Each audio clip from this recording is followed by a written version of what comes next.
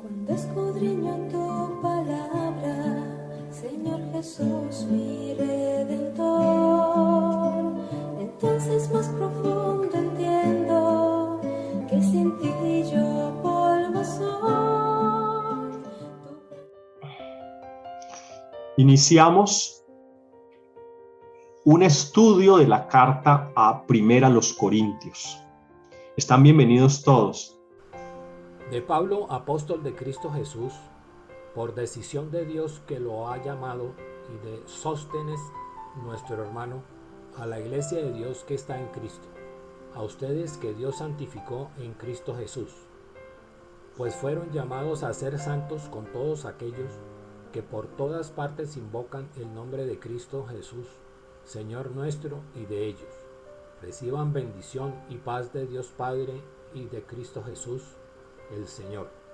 Doy gracias sin cesar a mi Dios por ustedes y por la gracia de Dios que les ha sido otorgada por Cristo Jesús, pues en Él ha llegado a ser ricos de mil maneras, recibiendo todos los dones de palabra y de conocimiento a medida que se afianza entre ustedes el mensaje de Cristo.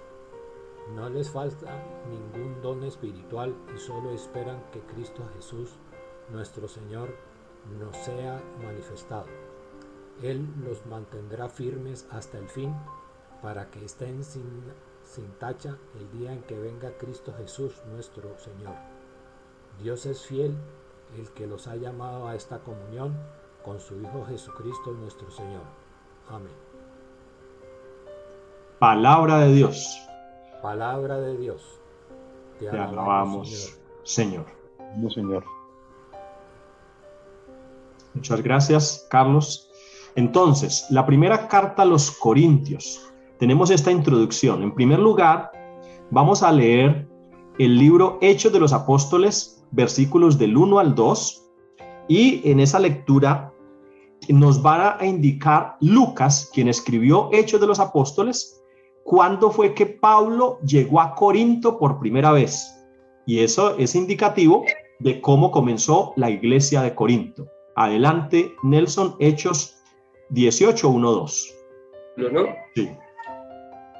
Tiempo después, Pablo dejó Atenas y se fue a Corinto.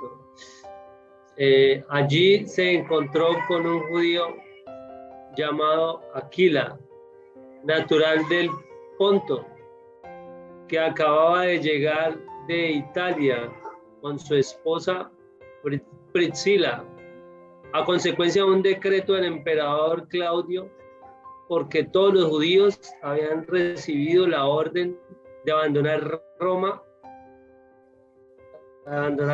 Pablo se acercó a ellos. Hechos de los Apóstoles 1:2. Vale, listo. Leemos Hechos de los Apóstoles 1:2. ¿Qué fue lo que pasó en Hechos de los Apóstoles? Que Pablo estaba en Atenas. Ustedes recuerdan alguna vez por la lectura de la palabra de Dios que Pablo fue a la ciudad de Atenas. Yo podía preguntarle aquí a gente, a jóvenes estudiantes que hay, como uno que a mi lado, mi hijo amado, Miguel Ángel, que Atenas es una ciudad en Grecia muy importante por toda la filosofía antigua y por toda la democracia de la antigüedad, ¿no? Grecia. Pablo fue a Atenas y predicó en Atenas, pero sí le puedo preguntar a Gersaín, que sí tiene buen audio. Gersaín nos puede contar, esto no está preparado, ¿no? Es una sorpresa para Gersaín. ¿Cómo fue eso de que, pero en un minuto, Gersaín, cómo fue eso que Pablo fue a Atenas y predicó en medio de, en qué lugar y qué pasó y a quiénes le predicó en Atenas, Gersaín? Profesor, pues profesor de teología de la Universidad Javeriana, nada más y nada menos. Pues gracias por la mansalva. ¿Sí? Porque es un tema no por lo que no se sabe, sino porque Pablo, cuando llega a la comunidad de Atenas, en el Areópago, en ese lugar tan importante para los atenienses, donde se develaba la verdad, donde se hablaba de las osadías que hacían los dioses griegos y romanos atenienses, pues Pablo comenzó justo a darse cuenta de que había una multiculturalidad y una fe que se distribuía en todos los dioses en los que creía. pero más que una espiritualidad, era más una filosofía. Ajá. Lo que se discutía eran filosofías, lo que se discutía eran verdades de fe, claro, en una simbiosis con la religión. Y cuando Pablo llega, pues lo primero que hace es revisar qué dioses son los que están allí, a qué dioses se le rendía culto. Y es el Areópago el lugar de reunión de los atenienses, donde se tenían esas reflexiones y también se tenían cultos, se hacían cultos a los diferentes dioses. Por eso les digo que lo filosófico y lo religioso estaba allí muy entremezclado y había una fe más desde la cabeza, desde la comprensión racional y no desde la racionalidad, sino racional, y lo que no se entendía en la cabeza pues era atribuido a los dioses a través del culto. Vale. Varios dioses, varias deidades, sí, que claro, nosotros como cristianos, creyentes en Jesucristo, pues vemos que más como una filosofía que como una verdad de fe. Y Pablo se encuentra con el Dios desconocido, a ese que le sacaban todo lo que no se entendía y no se podía explicar, al Dios desconocido. Y Pablo les dice, atenienses, yo les voy a hablar de ese Dios que ustedes desconocen, y es el Dios que nos ha presentado y se ha manifestado en la persona de Jesucristo. Vale, muy bien, Gesaín. Yo sé que le puedo preguntar porque sé que le puedo preguntar. Fíjese que Pablo llegó a una ciudad que tenía muchos dioses, ¿sí? Aquí los jóvenes y todos saben que la cultura griega tenía los mitos, ¿no? Dioses mitológicos, padres de dioses, peleas entre dioses. Y como muy bien dijo Gesaín, y no hay problema que deje la cámara allí para que sigamos conversando, muy bien, dijo, de ese Dios desconocido, oiga, para todos, como palabra de Dios hoy, que Dios no sea un Dios desconocido para mí, ¿no? Porque puede ser que yo conozca mucho de dioses o incluso de Dios, del Dios cristiano, pero será conocido. Recuerden que conocer significa tener una relación con Dios, ¿vale? Demos eso como una pista nomás allí. Pero entonces, lo que está diciendo, eso solamente era un antecedente para decir que después de eso que nos habló Gesaín, es decir, que Pablo estaba en Atenas, ¿qué queremos decir con esto? La teología y la fe no le tienen miedo a la filosofía. Algunos piensan que uno tiene fe porque es que uno como que no le han contado toda la verdad. No sé si ustedes han escuchado esta definición de optimista. A ver, definición de optimista. Un optimista es alguien a quien no le han contado toda la verdad. O sea, no sabe que no hay cielo o alguna cosa así, no sabe que... Bueno, entonces, la definición de fe no es que uno no... El que tiene fe no es que no sepa o que tenga miedo de la ciencia o la filosofía. No, Pablo fue al medio de la filosofía, que es el Areópago, donde se reunían los filósofos, Sócrates, Platón, Aristóteles y todos los filósofos, y ahí les dijo, yo les vengo a hablar del verdadero Dios, del Dios que ustedes no conocen. Bueno, después de eso, ¿bajó dónde? Según lo que leyó Nelson. Después de eso fue a Corinto. A ustedes les podía preguntar y a todos, y algunos dirían cosas como todo el tema de la arquitectura corintia, ¿no? Algunos saben eso de las columnas y todo lo demás, de los panteones y todo lo demás de los corintios.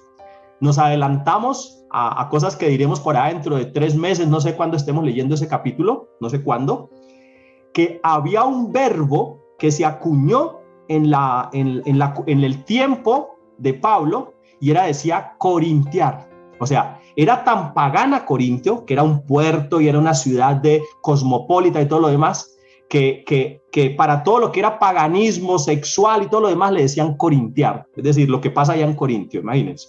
Entonces, Pablo llegó a Corinto y lo recibieron 2 señores que habían venido de Italia, o sea que ya la fe se había extendido en tan poquito tiempo, mire, cristianos en Roma, y por edicto de Claudio, el emperador, entonces habían llegado a Corinto. Bueno, ese es el inicio de cuando Pablo llegó a Corinto. Entonces, dice esta introducción. Adelante, pregunta, señor. No, pregunta no, es como un poquito también partecita de la historia de lo de Pablo. A ver. Que la historia de Pablo yo pues la he visto alguna vez y la vez que yo la vi me impactó bastante la historia de pues Pablo. Yo no sé si todos saben, pues imagino ustedes que han estudiado la palabra así, era Saulo de Tarso, ¿no? Y Saulo de Tarso era una persona que al principio atacó mucho a los apóstoles. Sí, señor. Entonces, Sí, señor. Cuando él llegó de los apóstoles, él fue rechazado por los apóstoles, no lo querían dejar entrar. Y cuando el Señor lo tocó a él, como de la forma que lo tocó a él, que él quiso a ir donde los apóstoles y pues volverse a ganarse la confianza de los apóstoles fue un proceso complicado, ¿no? Entonces, Sí, señor. Sí. es una enseñanza de que de pronto una persona que, ¿para dónde yo voy con esto? Una persona que de pronto ha estado como al margen de la parte espiritual, ¿cómo puede llegar en un momento dado a llegar al trasfondo de las cosas al punto de convertirse en una persona como fue Pablo? O sea, Saulo ya después, cuando ya fue aceptado por los apóstoles y se ganó la confianza de los apóstoles nuevamente, es donde empieza él y es uno de los que más salió a predicar la palabra del Señor.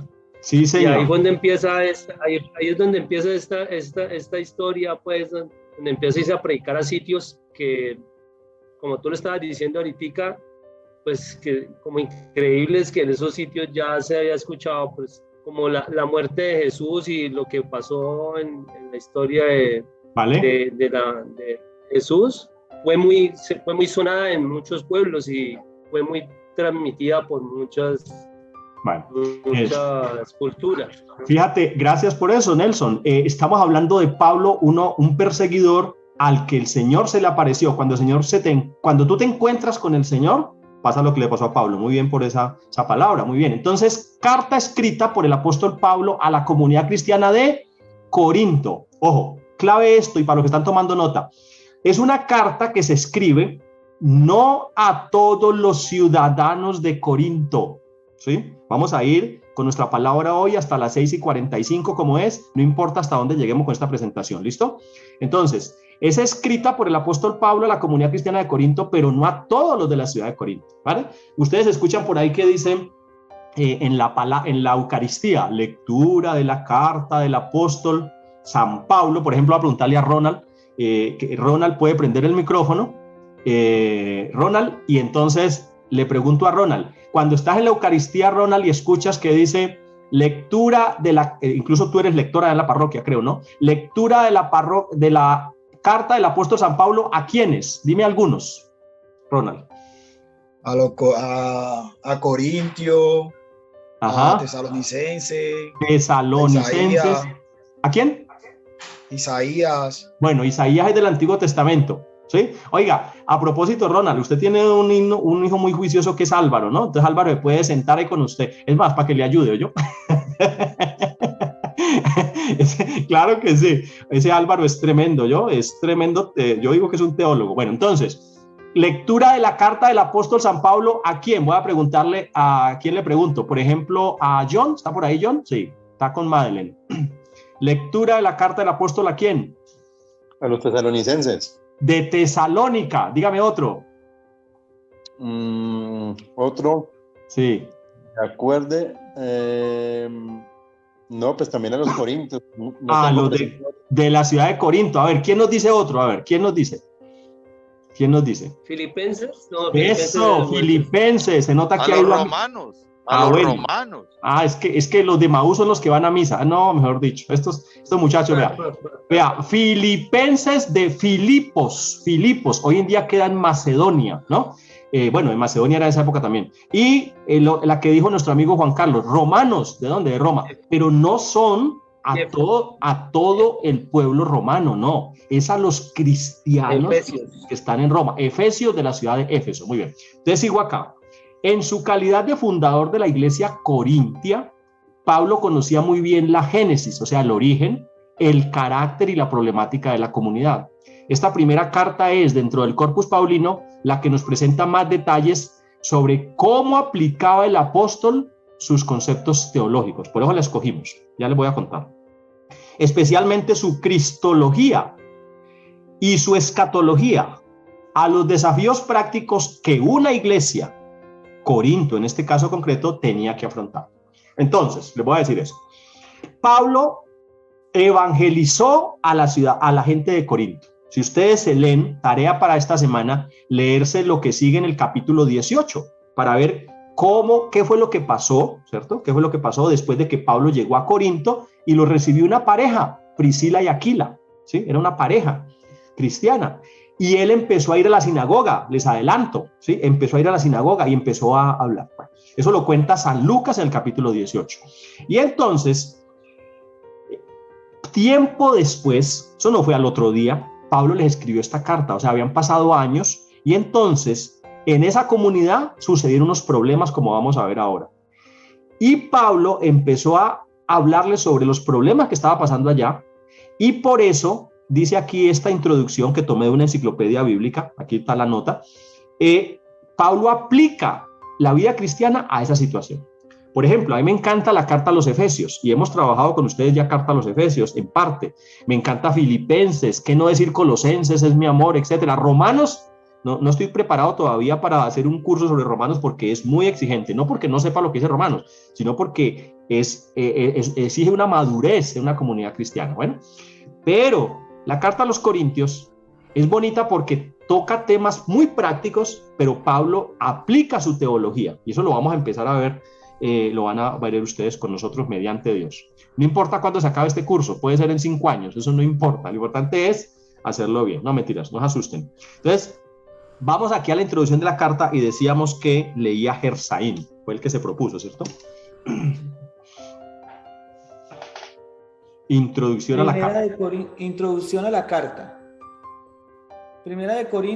La carta primera de Corintios fue escrita en Éfeso aproximadamente en el 55 después de Cristo. Pablo estaba muy preocupado por el estado de los hermanos de Corinto. Sabemos que recibió una delegación de los hermanos de Corinto. Esto lo encontramos en 1 Corintios 16-17. Y también informes acerca de las divisiones que desgarraban la iglesia. Corintios 1:11.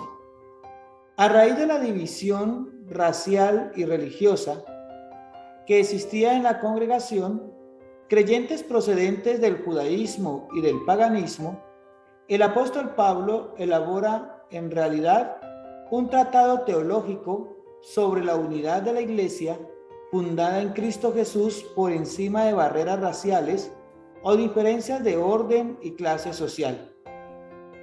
Por medio de las expresiones en Cristo, en 1 Corintios 1:13, o el cuerpo de Cristo, el apóstol introduce el concepto de la iglesia como entidad corporativa para aclarar que no es la posesión del Espíritu por parte de varios individuos lo que asegura la unidad de la iglesia, sino el propio Jesucristo.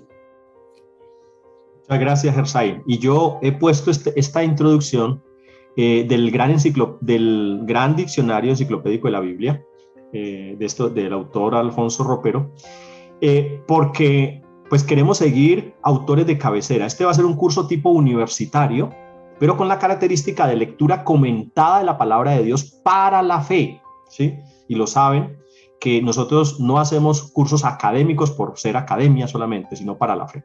Entonces, en primer lugar, ¿en qué año se escribió la carta? Aproximadamente en el año 55.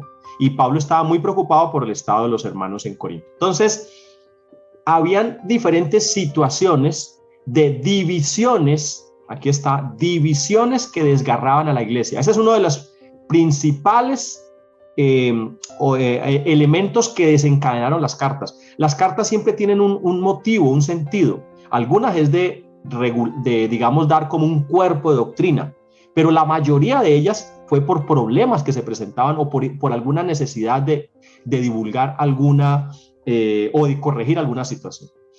Entonces, además de esas divisiones, o a partir de eso y otras cuestiones que vamos a ver como inmoralidades sexuales, como desórdenes, por ejemplo, en el culto, lo vamos a ver también, ¿sí? Un ejemplo, la gente en Corinto se reunía y empezaron a tener lo que se llaman los dones espirituales. Ustedes han escuchado por las iglesias carismáticas, ¿sí? Tanto católicas, ¿sí? Para los que van a ver este video después, nosotros queremos ser un movimiento católico en la iglesia que estudiamos la palabra de Dios. Entonces, tanto católicas como evangélicas, los carismáticos le dan mucha importancia a los dones del Espíritu, ¿no? Y eso no está mal, pero el problema es que había exageraciones. como que la gente se ponía a hablar en lenguas y entre todos hablaban, dice San Pablo por allá, y nadie entendía lo que estaban hablando. Bueno, entonces él dijo, no, hay que darle orden a esto, y en segundo lugar, el don más importante va a ser el amor, lo va a decir en el capítulo 13. Bueno, entonces, todas esas situaciones originaron que él hablara y corrigiera con esta carta.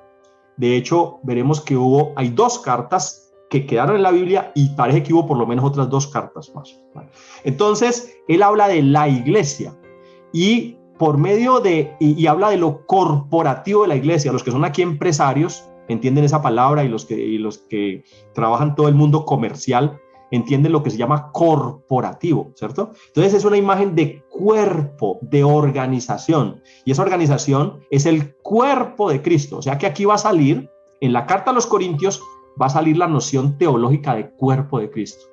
Decimos, o sea que eso no está en otras partes. Sí, en San Juan también, pero de otra manera. En San Juan decimos, el que cree en Cristo es uno con él. Pero San Pablo habla de que somos un cuerpo, ¿se acuerdan? Y que la oreja no puede decirle al ojo, como usted no puede escuchar, yo soy mejor que usted. A veces nos pasa eso en la iglesia, ¿cierto? Como yo hago esto o hago lo otro, entonces soy mejor. De eso nos va a hablar San Pablo aquí. Esto es una introducción. Y que realmente ese cuerpo se organiza en Cristo, estamos en Cristo. Los que estamos estudiando la palabra de Dios aquí, junto con los que están estudiando la palabra de Dios en todo el mundo, orando, lo que sea, somos uno, los que somos iglesia de Cristo.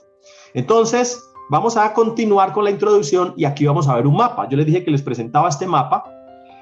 Por aquí la parte a mi derecha, lo que estoy señalando, queda lo que se llama la media luna fértil, acá donde está Israel, ¿sí? Palestina, acá arriba está Antioquía, y de esta zona de acá a la derecha es donde se originó pues el mensaje cristiano, pero Pablo nació acá en Tarso, miren, ¿sí? En Tarso. Pablo después vino a Jerusalén a encontrarse con los discípulos, como dijo muy bien Nelson ahora, y luego salió a hacer sus viajes misioneros o evangelizadores. Y entonces vino acá, aquí no tengo el mapa de los viajes misioneros, lo pueden ustedes encontrar en sus Biblias, ¿no? Busquen eso, los viajes misioneros de Pablo, y van a ver cuándo fue que llegó a Corinto. Aquí está Atenas y acá está Corinto, ¿listo? Esta era la capital de la provincia romana de Acaya. Bueno, entonces Corinto está localizada en la parte sur de Grecia, en lo que era la provincia romana de Acaya, a 72 kilómetros al oeste de Atenas. La epístola a los Corintios fue escrita por Pablo desde Éfeso. Éfeso fue una ciudad muy importante para el cristianismo, ¿no? El cristianismo primitivo, ahí se asentó Pablo y demás, hay una comunidad de Éfeso, pues, y luego también por las comunidades joánicas, ¿no?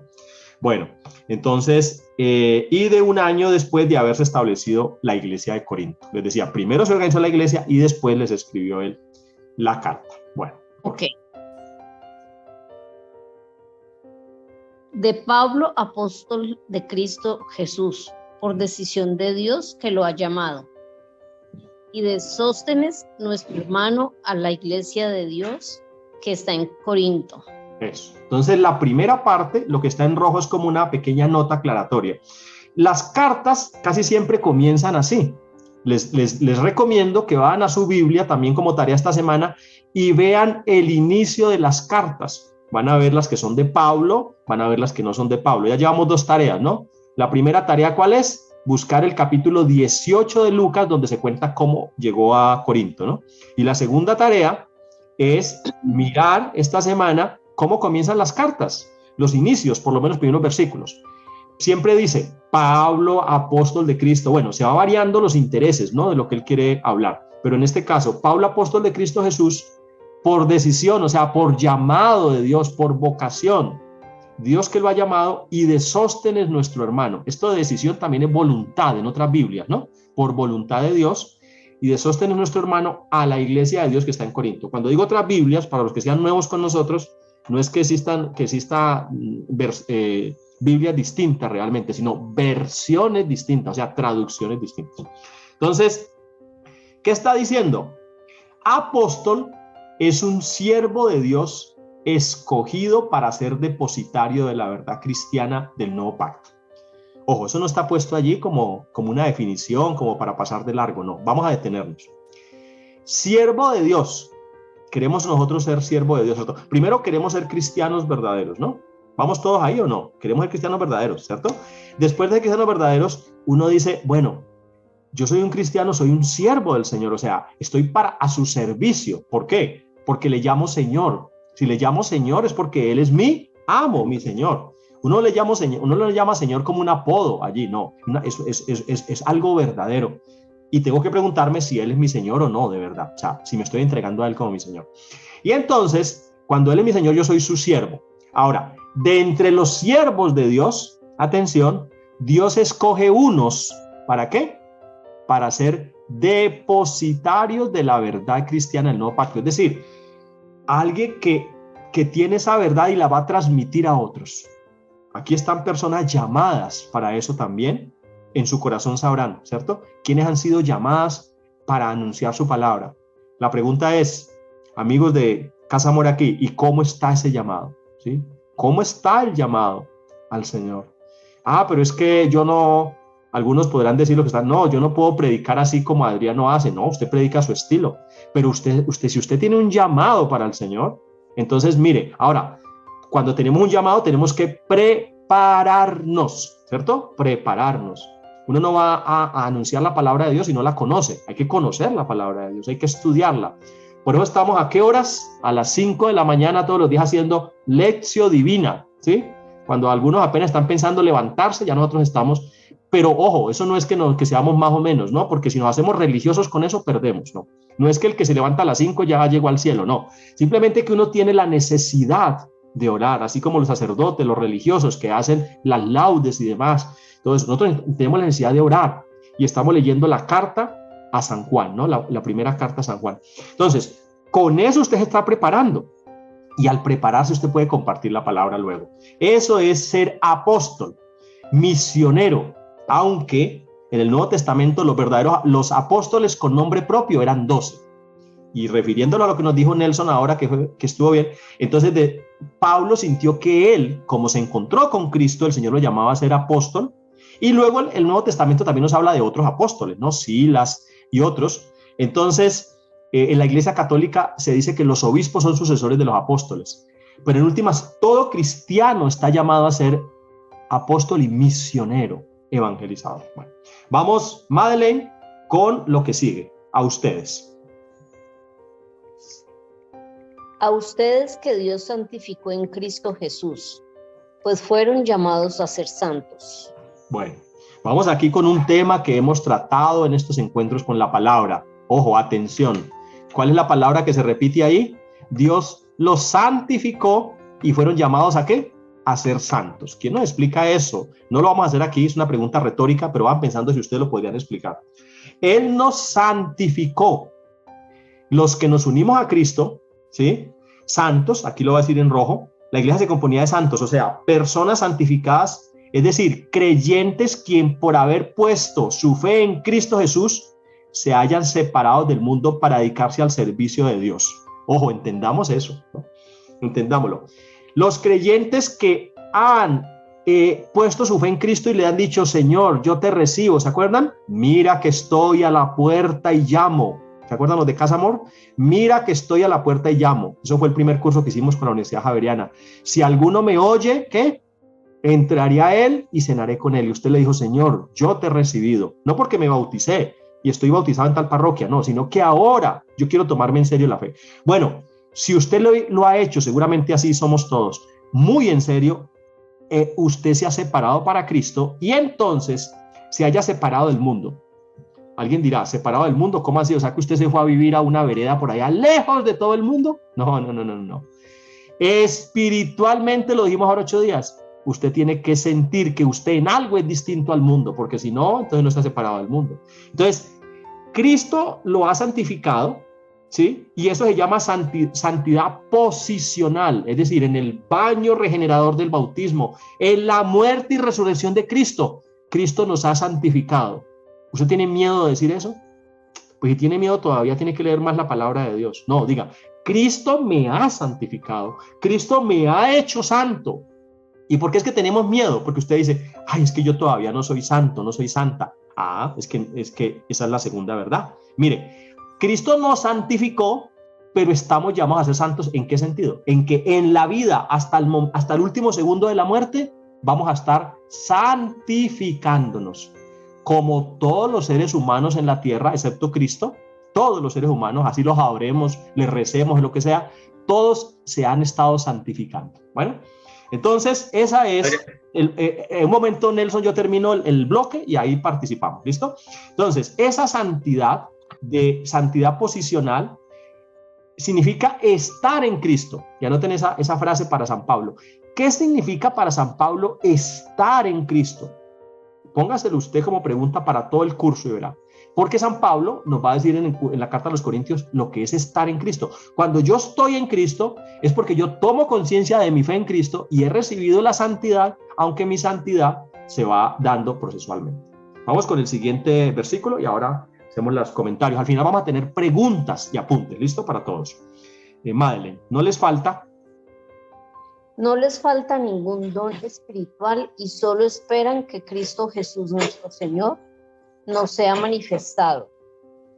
Él los mantendrá firmes hasta el fin, para que estén sin tacha el día en que venga Cristo Jesús nuestro Señor. Dios es fiel, el que los ha llamado a esta comunión con su Hijo Jesucristo nuestro Señor. Muy bien.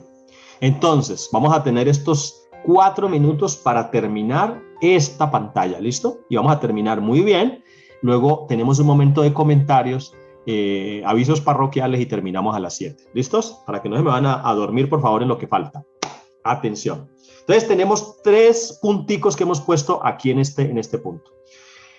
El primero es que nos habla de la comunión con Cristo. Entonces dice, no les falta ningún don espiritual y solo esperan que Cristo Jesús, Señor, nos sea manifestado. Esto, San Pablo en esta carta lo va a tomar de 2 maneras. Una, verdaderamente los cristianos de Corinto no les faltaba ningún don espiritual. Yo podía preguntarles a ustedes, los que son creyentes cristianos, ¿a ustedes les falta algún don espiritual? Por ejemplo, es pregunta retórica, ¿no? Es una pregunta retórica, uno la hace, no la va a contestar, pero piensen, a ver, ¿será que nos falta algún don espiritual?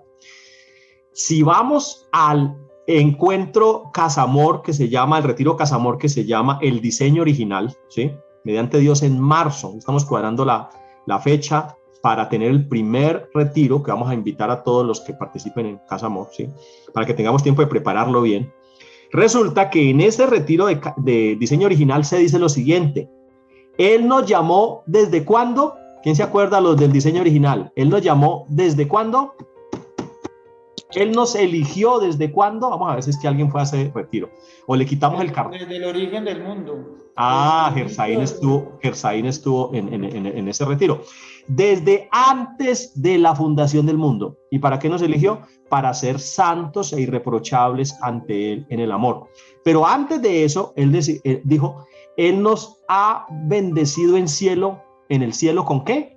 Con todas las bendiciones espirituales. Y aquí está Ronald, que también lo dijimos en el retiro parroquial del Niño Jesús de Praga. Él nos ha bendecido en el cielo. ¿Con cuántas bendiciones? ¿Con 3, con 4, con 8? No. ¿De acuerdo? Con todas las bendiciones espirituales. Entonces, cuando Pablo le está diciendo a los de Corinto que no les falta ningún don espiritual, ¿ustedes creen que le está diciendo así como por fregar y todo eso? No. Al cristiano no le falta ningún don espiritual. Ahora, el problema es cómo lo estamos viviendo. Pero en Cristo hemos recibido todos los dones espirituales. Y entonces dice, y solo esperen a que Cristo Jesús nuestro Señor sea manifestado. Entonces, Él los mantendrá firmes, sin tacha, para el día que venga, y Él los ha llamado a la comunión. Entonces lo sacamos así en estas tres partes. La primera, hay una llamada a tener comunión con Jesucristo, quien ofrece a los creyentes en todo su amor, gracia y poder. Entonces, Él les está diciendo a los creyentes de Corinto, y nos dice a nosotros hoy, el Señor nos llama a tener comunión con Él. Comunión, la palabra clave, comunión. ¿Y qué significa tener comunión? Pues tener los dones de Cristo. ¿Y qué es lo que tenía Jesús? Jesús tenía el don del Espíritu Santo viviendo plenamente en Él. ¿Sí? El Apocalipsis va a decir que el que tenía los 7 espíritus, 7 significa plenitud en Él. ¿Qué más? Y entonces cuando tenemos a Cristo tenemos su amor, su gracia, su poder. Ojo con esto, que a veces decimos, ay Señor, yo tengo tantos problemas, tantas debilidades, tantas cosas, sí, pero acude al Señor en tu fe, en que tú estás en comunión con Él y tienes esas bendiciones. Bueno, segundo, dice la esperanza de la venida del Señor. Lo hemos estado trabajando en la carta a San Juan. ¿Se acuerdan los que están haciendo la lección divina por la mañana, que dice que cuando Jesús se manifieste, ¿cómo es? ¿Qué es lo que va a pasar? Sí, esto le puedo preguntar a Nelson porque eso lo dijimos esta semana. Cuando Él se manifieste, nosotros, ¿qué es lo que vamos a hacer, Nelson?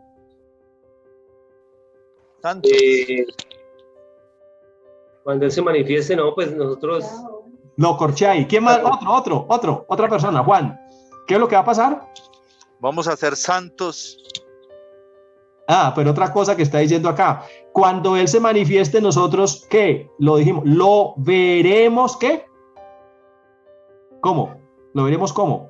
Tal cual es. ¿Se acuerdan? Tal como es. Ah, a ver si se acuerdan. No es que están muy dormidos a esa hora, a las 5 de la mañana. Muy bien. Entonces, lo veremos tal como es. Lo veremos. Entonces, mire que no hay contradicción entre San Juan y San Pablo. Aquí lo está diciendo él.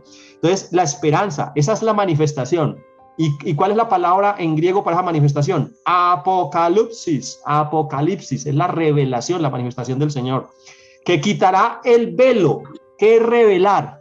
Eso también lo puede apuntar a Gersay, pero ya no tenemos tiempo. Revelar es quitar el velo, ¿cierto? Entonces, al quitar el velo, vamos a contemplar al Señor. Hermanos, ¿ustedes de verdad creen eso?